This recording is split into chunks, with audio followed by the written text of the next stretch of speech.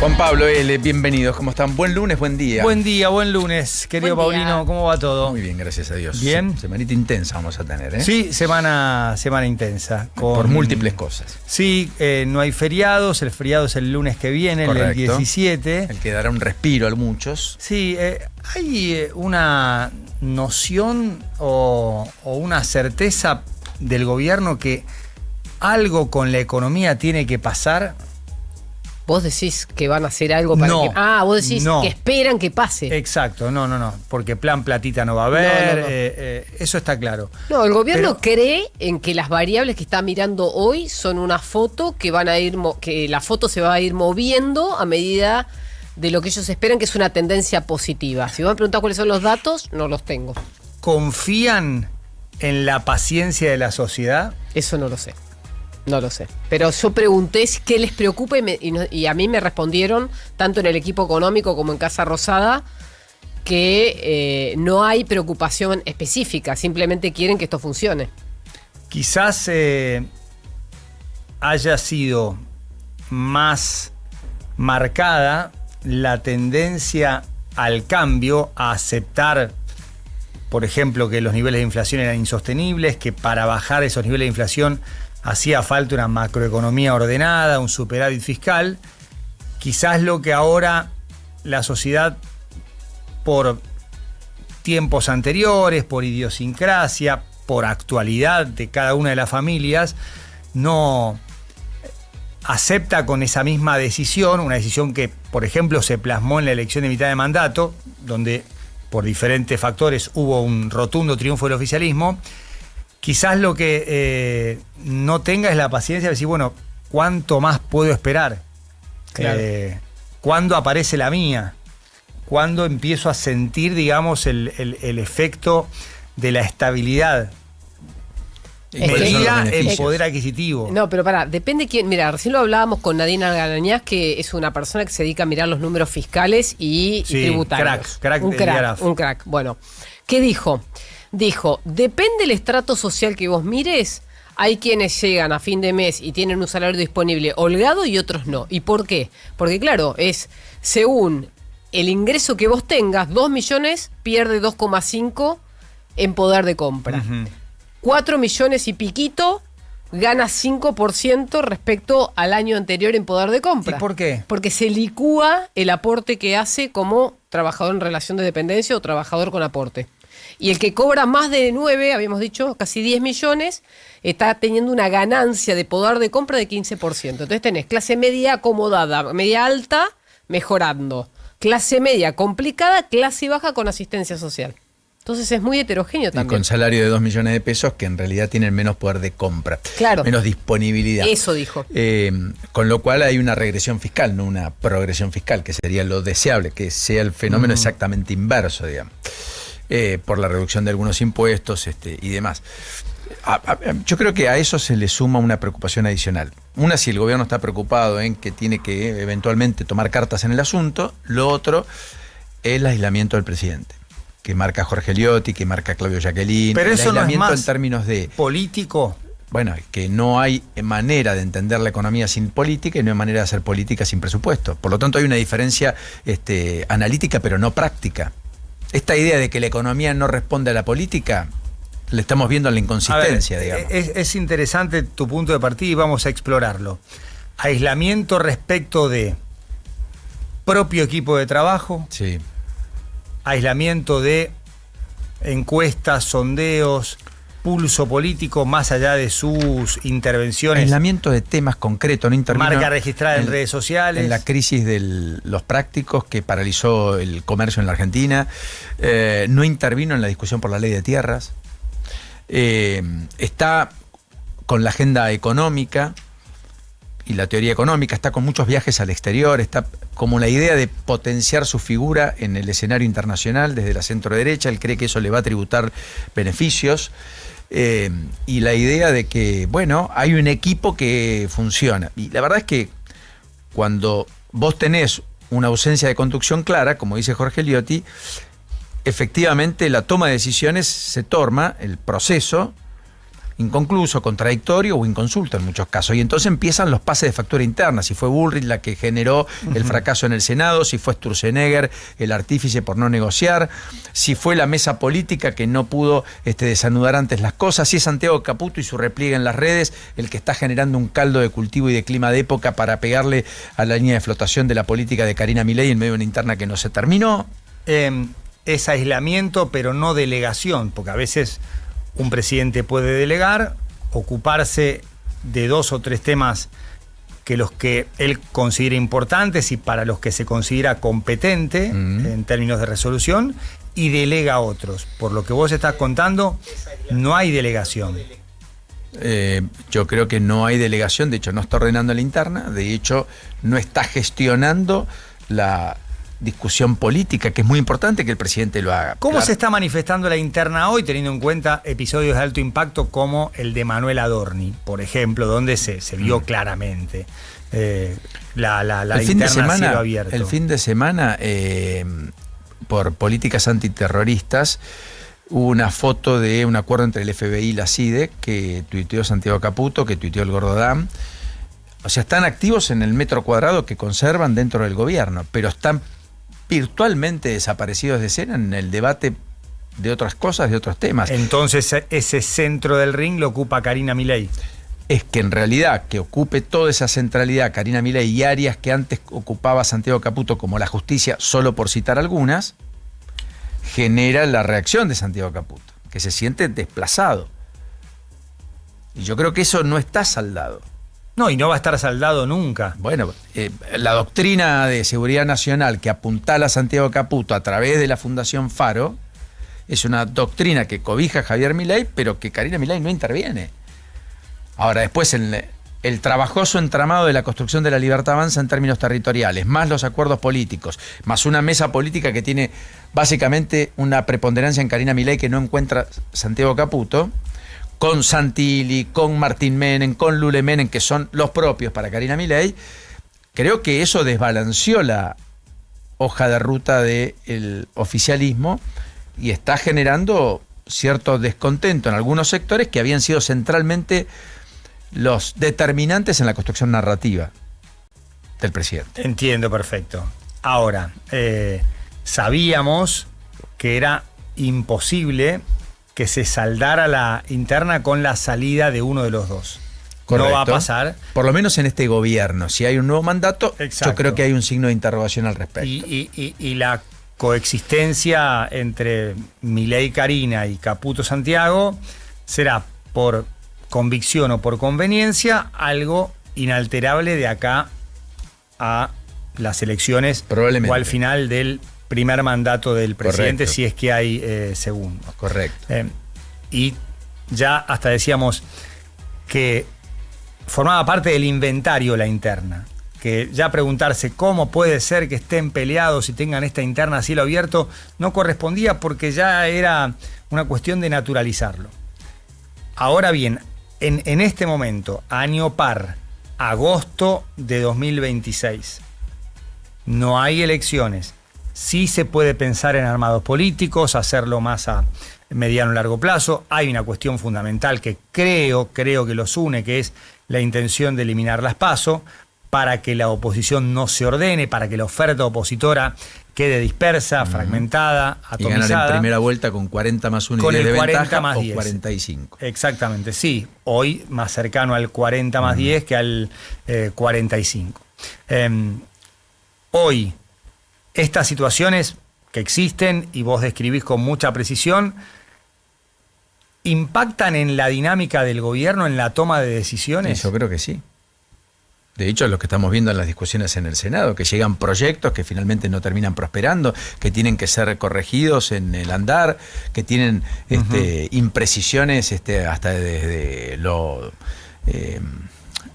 narrativo, quiero decir, tan mal escritos, como Gerardo Zamora explicó con uno de los artículos en el Copy y Pegue. Yo creo que tiene impacto, no es inocuo. Fíjate que ha bajado la productividad del Congreso a propósito de que los puentes con los gobernadores, que están muy activos, no están fluyendo del modo que el gobierno imaginó. Tuvo un verano próspero, por ejemplo, con la sanción de la reforma laboral, entre otras cosas. Correcto, y sin objeciones. Las dos cosas, y sin objeciones. Acá la ley del manejo del fuego y el capítulo de extranjerización de tierras no entraron, y en los primeros análisis como que expusieron a Sturzenegger como el responsable, el coloso llamado el fusible. Por el sí, presidente me parece, yo no sé cómo fue la discusión interna, entiendo que hoy Paulino contó lo de la mesa política, que es lo que publica la gran mayoría de los medios, que es, a partir de ahora todo se revisa. Ahora, ¿vas a acusar al creador del proyecto por no haber hecho bien el trabajo político? Yo creo que no, o sea que a mí en me todo parece... caso podés estar de acuerdo o en desacuerdo con la idea de Sturzenegger, pero Sturzenegger lo que hizo fue presentar el proyecto. De última le decís no va. Sturzenegger quizá presenta el proyecto sin saber o sin entender lo que genera la bandera que portan los Celso y Lisandro Martínez tras ganarle a Inglaterra. Las Malvinas son argentinas.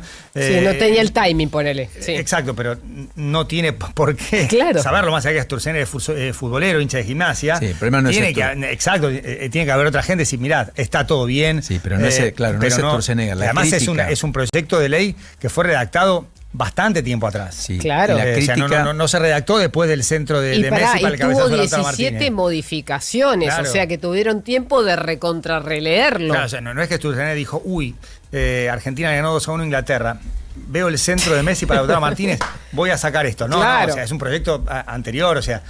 Esa crítica a Sturzenegger es una crítica al presidente, porque el presidente de Sturzenegger en Olivos estuvieron trabajando mucho y lo presentaron con bombos y platillos.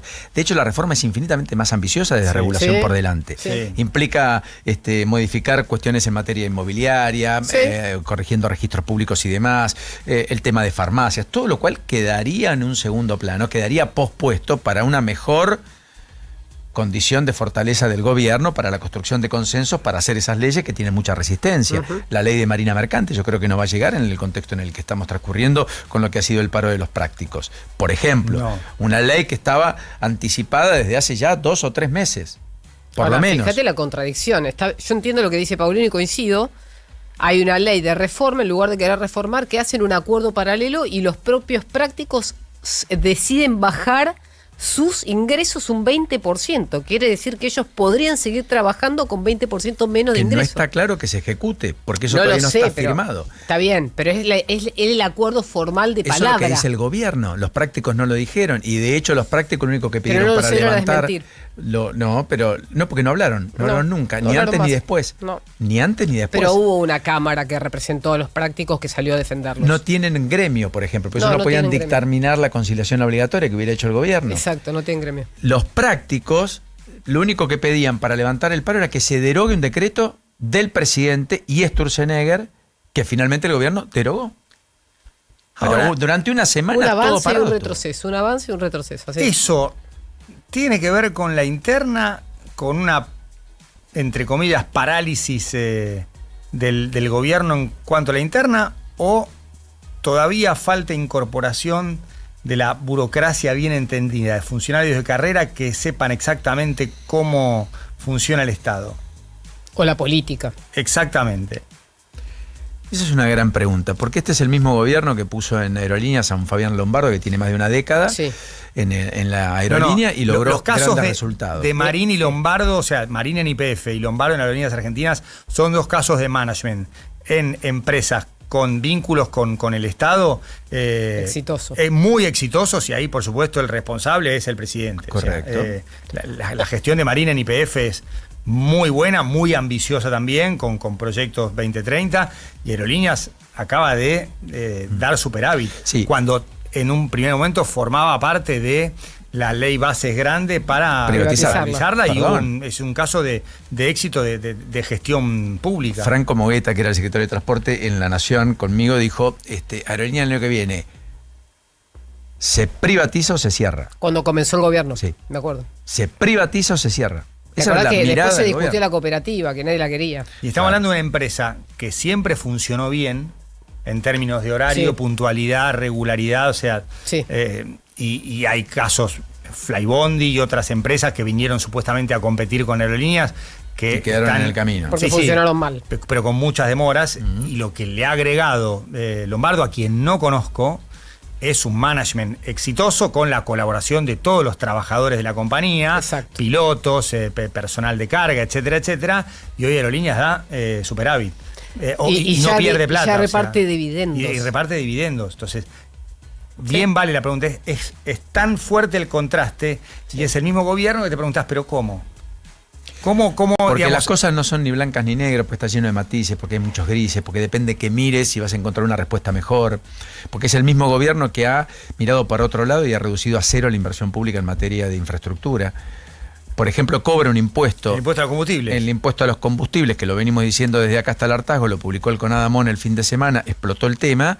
Y ha invertido el 26%, ha retenido el 74%, un billón de pesos. Entonces, vos cuando el superávit fiscal lo anclás en cosas que no podés hacer sostenibles en el tiempo, pero que además te generan un pasivo que después va a requerir un gasto adicional del propio Estado, porque muchas de esas obras, hay 40.000 kilómetros de rutas en la Argentina. Estamos licitando 9.500. Quedan 30.000. Hay que ocuparse, hay que hacerla, hay que hacer obras. ¿Apuesta el gobierno a la participación privada? O apuesta a que las provincias también se hagan cargo. Y le está traspasando a las provincias las rutas más complejas, la ruta 22 a Neuquén, la ruta 33 a la provincia de Santa Fe. ¿Con presupuesto?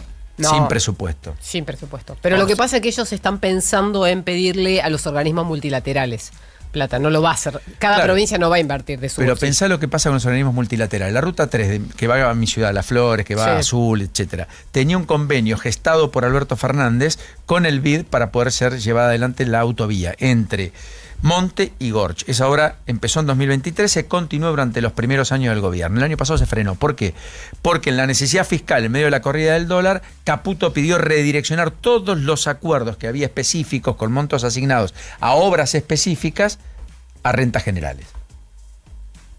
Entonces la plata del BID que venía a financiar eso terminó en donde rentas generales. La plata que venía a terminar un caño de AISA, por ejemplo, que tenía, no sé, 3 kilómetros y pico, también se redireccionó. Entonces son necesidades, depende de dónde vos ponés la lupa. El gobierno ha puesto la lupa en el superávit y ha puesto la lupa en el manejo financiero, por eso algunos dicen que hay un programa más financiero que un programa económico, y ha puesto un acento especial en los motores dinámicos de crecimiento a futuro de la Argentina que le podrían dar dólares. Tampoco en la explicación global de qué va a hacerse con esa minería, con esa extracción de hidrocarburos.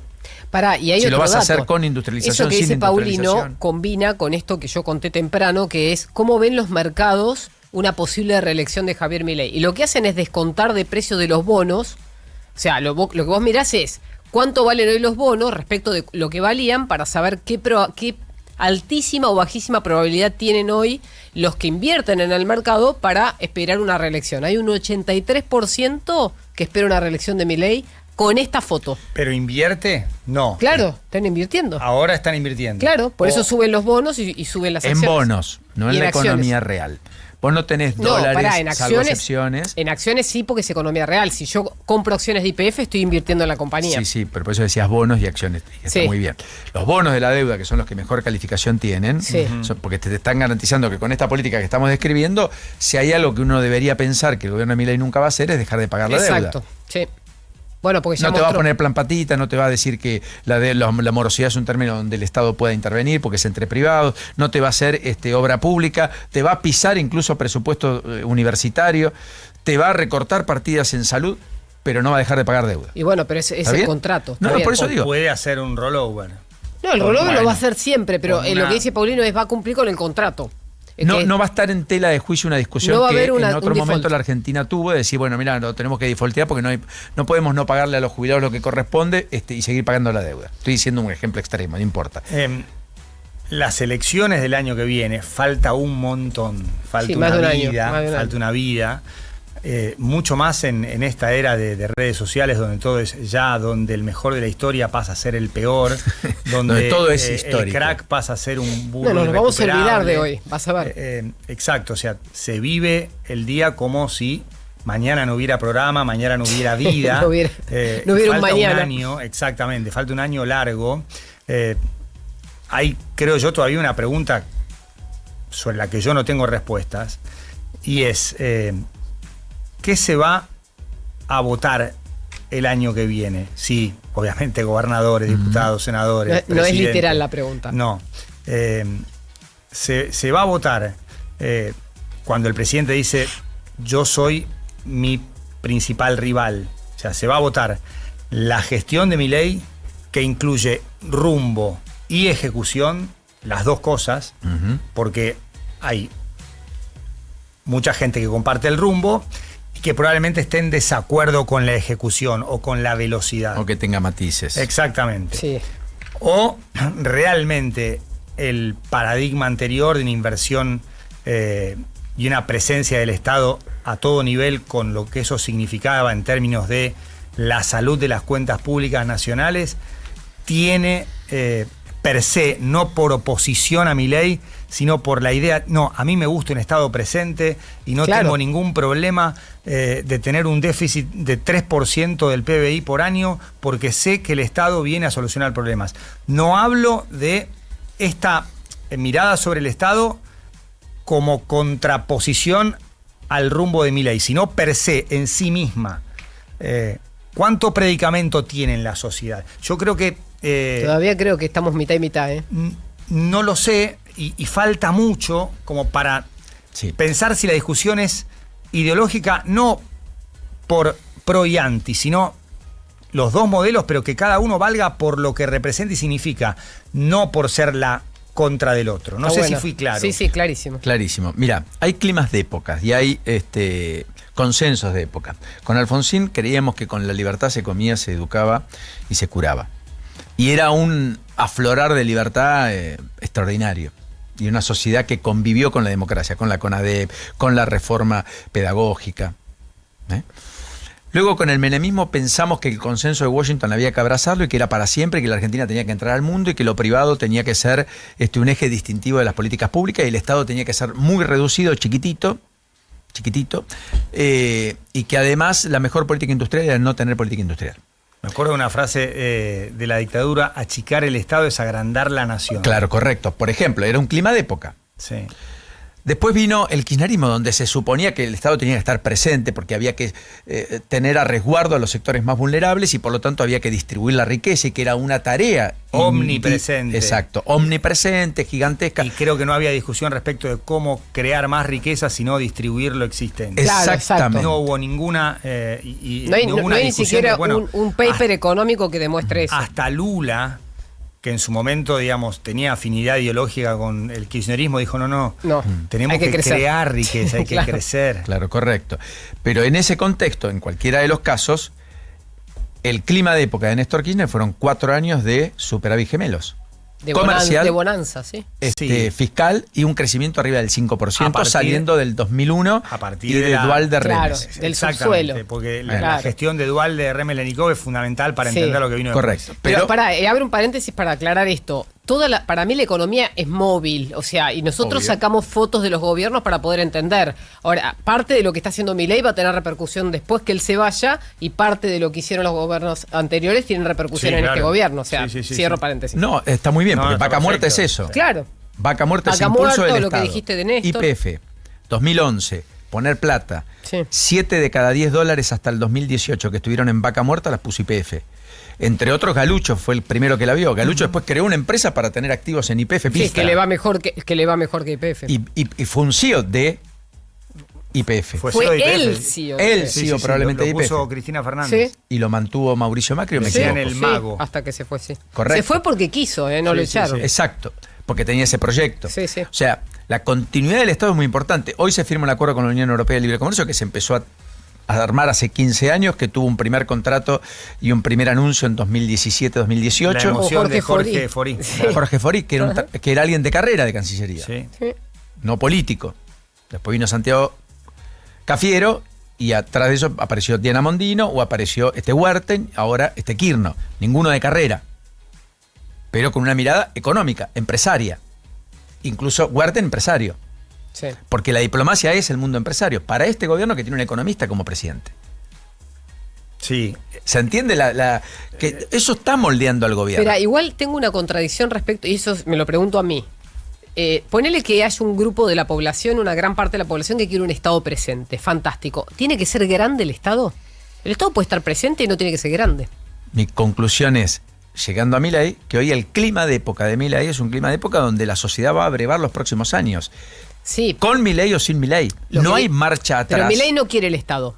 Es como una conclusión. Bueno, es el extremo. Claro. Milei no quiere el Estado y si puede ser lo más chico posible lo va a hacer. Ahora, bien, pero ponele que vuelva un gobierno que diga Estado presente. Tiene que ser grande. Que puede haber el mucho Estado. en el medio, claro puede haber eso. un Estado no anárquico. Pero el propio Milei, al designar a Lombardo y a Marín, se desmiente a sí mismo y expresa su pragmatismo. Pero claro, eso es. Si Milei no quisiera Estado, YPF sería privatizada, Aerolíneas sería privatizada. Y si bien en algún momento tuvo la intención de privatizar Aerolíneas, con esa ley bases, no lo hizo. Bueno, pará. En campaña dijo que vendía vaca muerta. En campaña dijo que hace un acuerdo por Malvinas. Pero si fuera por él, se lo hubiera hecho. Bueno, el tema es que él sabe que no es posible. Pero hay límites que la política le está imponiendo, porque son las reglas del juego. No es que se contradice, no puede hacerlo. Él borraría la escuela pública. Los está aceptando.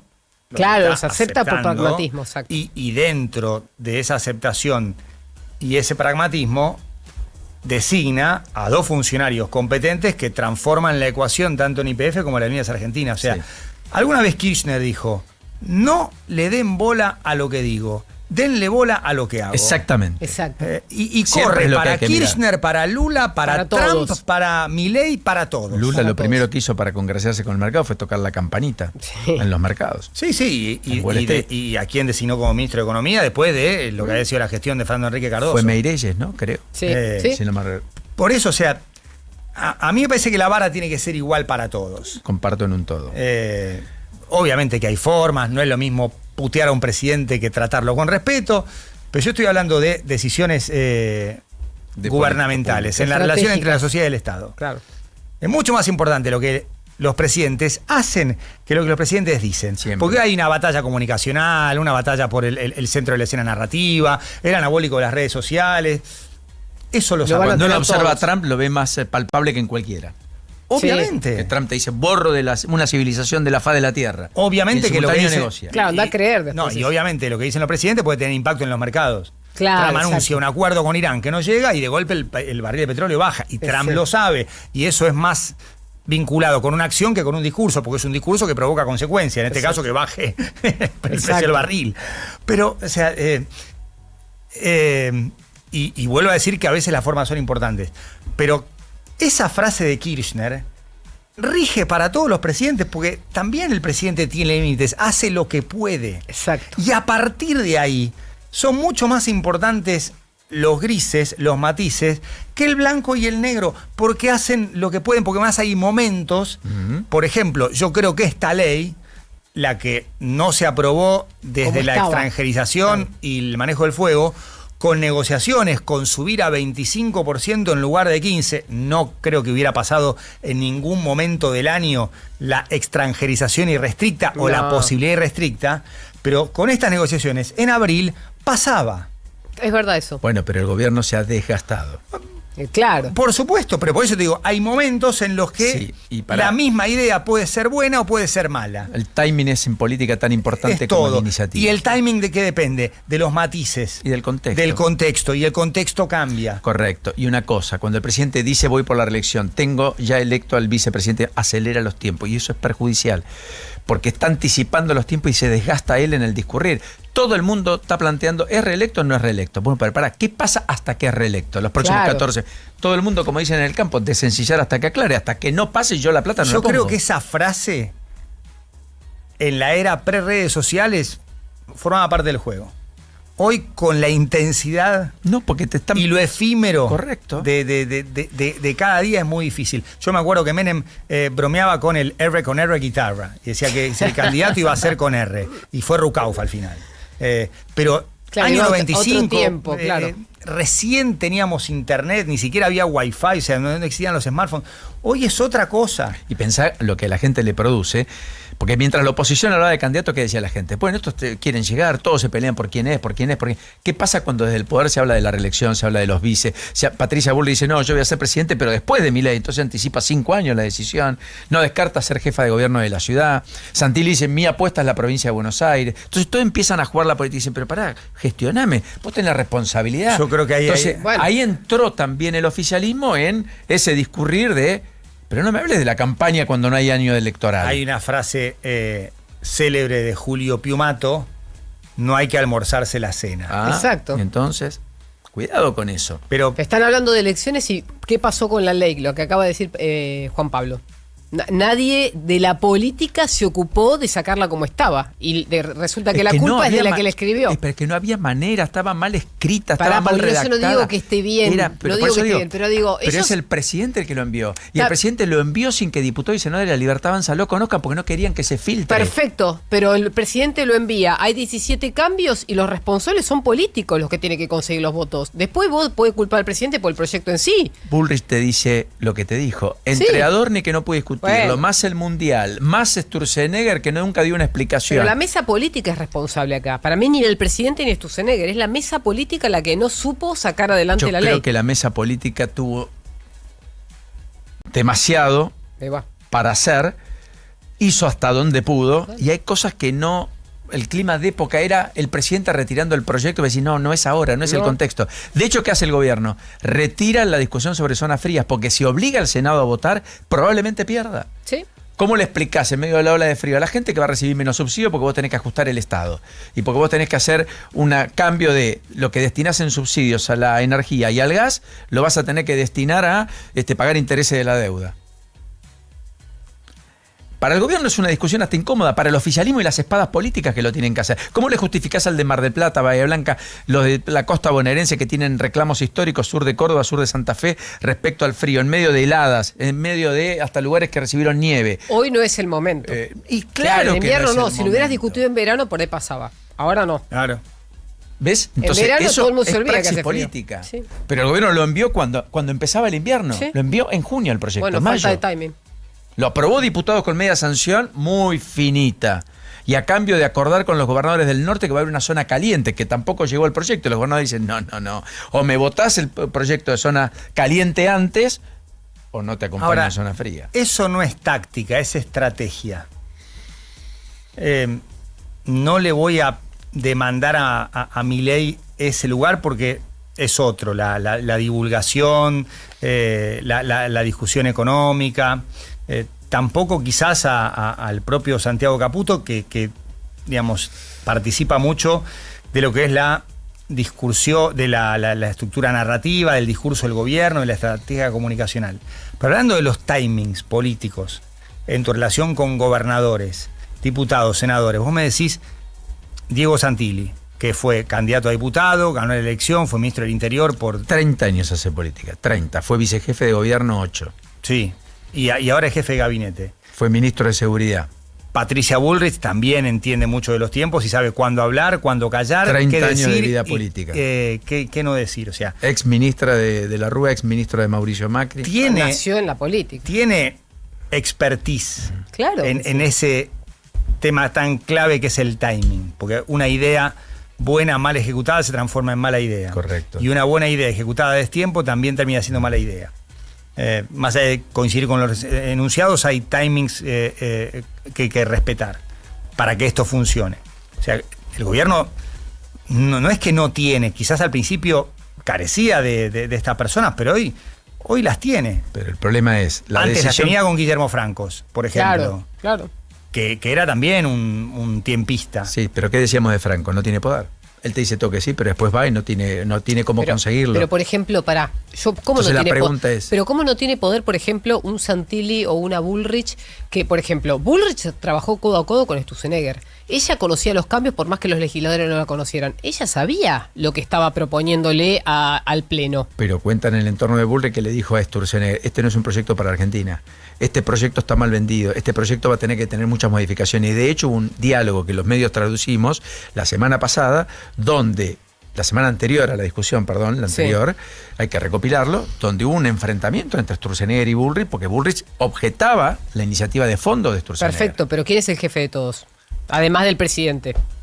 O sea, ahí hay un error para mí de la mesa política de nuevo, que es el que está marcando los tiempos de la política. Pero claro, porque Milei puede no entenderlo, pero Milei no maneja ese espacio. ¿Cómo Milei no va a entender la política si es el presidente? La principal función de un presidente es hacer política. No, me estoy refiriendo al timing que hablas con Pablo. Entiendo perfectamente lo que decís, Juli. Lo que digo es, el presidente no puede apartarse de eso.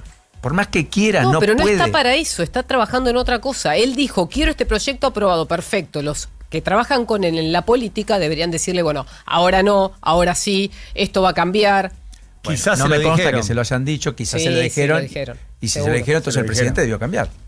Y de hecho se cambió, pero terminó saliendo desmembrado. Para política. Mí ahí hubo claro, es la política. Sí, es la política. Es la economía estúpida, no, es la política estúpida. Lo que pasa es que no es ni la economía ni la política, son las dos cosas juntas. Ya no se pueden fragmentar. No, hay una diferencia analítica, no práctica.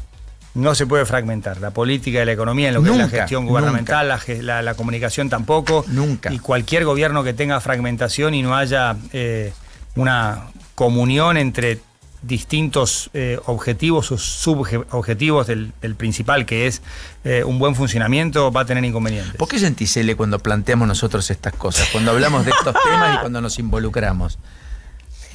Ganas de participar. No. Me gusta la pasión que le ponen al debate cada uno desde su punto de vista y los datos que cada uno puede incorporar. No, pero ¿qué te pasa a vos con su recorrido? Con la eficacia del gobierno, la no eficacia, las discusiones, lo que estás viendo? ¿Qué querés que te diga?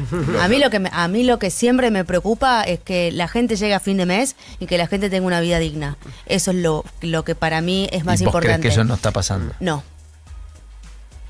¿Y vos crees que estas discusiones están en un andarivel que la gente ve como la discusión de otros por el poder de la supervivencia? Yo creo que hay una sensación de apatía hacia ciertas cosas porque no ves que te llegue a vos. Y como no sentís que podés interferir o cambiar el curso de las cosas, te genera como cierta distancia. Y cuando sentís que podés hacerlo, aparece la movilización contra la ley de tierras, por ejemplo, a lo largo y ancho del país. Exacto. Sí, tocas una fibra y levantás. Es interesante. O sea, la apatía ya lo habíamos dicho, es como la apatía no tiene energía, entonces te lleva a un lugar donde como que te volvés impermeable a todo lo que sucede porque tienes que enfocarte en tus cosas, en tu vida y en tu diaria para poder salir adelante. Coraza y decir, me pongo anteojeras. ¿Y esa apatía desaparece cuando llega el momento de votar? No lo sé. Enorme interrogante para el propio gobierno, porque en los segmentos que acompañaron primero y fundamentalmente al gobierno, menores de 25 años, ahí está ganando la apatía. El gobierno yo creo que necesita... Quizás se quede en su casa. Falta un montón. Yo creo que el gobierno necesita que la gente vaya a votar. Obvio. La gente que lo acompaña, la gente que cree en el proyecto más allá de los matices. Pero hoy hicimos una entrevista más temprano con un colega que hablábamos justamente de esto, que no solamente la gente no se expresa, sino que tampoco se está quejando masivamente. Es lo que dice él, no llegan a fin de mes. ¿Por qué no hay, Paulino lo explicó, pero por qué no hay cacerolazos? ¿Por qué no hay manifestaciones más masivas? ¿Por qué? Si hemos tenido otros momentos en los que sí se manifestaron, sobre todo la clase media. Porque no hay un hecho que sea... Bueno, fue Adorni, por ejemplo, en algún momento. Porque no sienten que esas cosas cambian las cosas. Yo creo que que no cambian en el largo plazo. O sea, un cacerolazo 2001, sí, te cambió un presidente, te bajó un presidente y todo lo que sabemos que pasó. Pero es una manifestación después, de bronca. Sí, pero queda en la bronca. Después no ven un hecho que les cambie realmente el curso de sus vidas. Voy a incluir... Entonces es como que hay una sensación de, bueno, el país es igual. Así, que te resignás. Estamos en loop, vamos y venimos. Ojo con esa palabra. Puede ser. Voy a incluir a las redes sociales como un campo de batalla inocuo, porque todo queda en la lluvia de arrobas, todo queda en los teléfonos y en las computadoras, y hasta uno se siente bien, siente que hace la buena... o siente que hace la buena acción del día enroscándose en la discusión. Claro, apoya o digital, hatea, claro. Y dice, ya está, ya lo hice. Pasa el anonimato en todos ayuda. Los órdenes, en la política también. Como que eso, canalizás tu energía, tu bronca ahí, y listo, ya está. No está mal, es cierto, porque muchos focus lo están mostrando también, focus group. La bronca migró ahí. Claro. No, y además que vos entrás un ratito y después salís. Sí, y de tu atmósfera y tu metro cuadrado. Sí, es verdad eso. Porque también es tu sesgo de confirmación el que determina que lees o dejas de leer en las redes. Absolutamente. Total. Y por lo tanto lo que te llega es todo aquello que vos cliqueaste, etcétera. Sí. Lo hemos dicho más de una vez. Obvio. Llegás, participás, confirmás tu sesgo y te vas. O te oponés y gritás un poquito fuerte ahí. Sí, te oponés, gritás, puteás a quien querés putear y te vas. Sí. Es verdad eso, es verdad. Sí, creo que hay un clima de violencia verbal mayor. Sí. Y creo que hay un clima de hostilidad. De hostigamiento, y de hostigamiento. Pero empieza y termina en las redes. Sí, es verdad eso. Creo que hay algún correlato ya en otras cosas que no son las redes, en las relaciones diplomáticas, en cómo la gente se expresa en la calle, lo que se vive en el tránsito, lo que pasa en un partido de fútbol, cómo se vivencia el fútbol. Pero para vos ves más violencia en el fútbol hoy que antes. Yo creo que bajó un poco el nivel de violencia. No, estoy hablando de esta cosa de perder los límites. Okay. Sí, eso de sí, reclamarle al club. Pero dentro. Absolutamente. Sí. De reclamarle al club acá, ya en cualquier lugar. Hiperestimulación. No, pensé que decías violencia rápida. En el partido de fútbol, con la gente se manifiesta hinchada contra hinchada. No, es que no hay visitantes. No hay visitantes, además. Y eso ayuda. Pero sí los locales, o sea.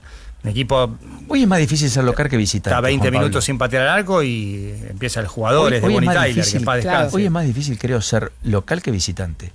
Por la presión. Yo vi el partido de San Lorenzo ayer un ratito, se respiraba. Después del primer gol, está bien, un hecho histórico de Huracán, no sé, pero ¡wow! Qué difícil patear. Y por ejemplo. Se vive en River a veces de local. Pasó lo contrario con Boca, que jugó los últimos partidos de local en Huracán y fue más gente hincha futbolero que lo que es la Bombonera, con abonos, influencers, invitados, turistas. Por lo tanto tuvo más aliento. Exactamente, fue más concreto. ¿Qué frase te tuvo más foco. Aliento. Está bien, está bueno. Está muy bien, buen punto. Porque además no es una atracción turística ir a ver a tu equipo jugar de local, no en tu cancha. Sino en la de Huracán, por ejemplo, como ocurrió ayer con Vélez. Exacto. Todo eso por el césped, ¿no? Que lo van a tener por el césped. Sí. De hecho, mañana juega con Recoleta también en Huracán. Qué decisión la que tomó el Vasco, sí, yo creo que es una decisión deportiva y la dirigencia dijo, bueno, extendemos durante un mes el abono que tenga cada uno en compensación por los partidos que no podrán ir a ver a la Bombonera. Correcto. Coudet también hizo el resembrado del Monumental, ¿no? ¿Lo pidió él? O sea que no me acuerdo. No me acuerdo. Sí. O sea, porque estaba bastante deteriorado los últimos meses. Pero de hecho, digamos, River sigue jugando de local en el Monumental. Sí. River además tiene un estadio imponente, tremendo, digamos, de los mejores de Sudamérica y tiene una capacidad habitualmente colmada, con muchísima gente. Sería mucho más difícil para River. Sí, y escurre muy bien el estadio, y mejor dicho, el césped, por las reformas que se hicieron, y hay un césped que también tiene una parte sintética. Creo, ¿no? Un híbrido. Un híbrido, correcto, se llama híbrido. Bueno, como la vida, híbrido. Exactamente. ¿Viste? Ni blanco ni negro. Con matices. Con grises, de psicólogo. Bueno, Juan Pablo, enorme placer. Un placer. Gran gracias. mañana y buen lunes. Paulino, gracias, Juli. Hasta mañana, sí. Chau. Hasta mañana. La realidad te entrena a diario. Juan Pablo Barsky y Eleonora Pérez Caresi inician el juego para entenderla mejor. No somos nadie. Hasta las 14. Un nuevo punto de vista. En Now 97.9, tu nueva radio.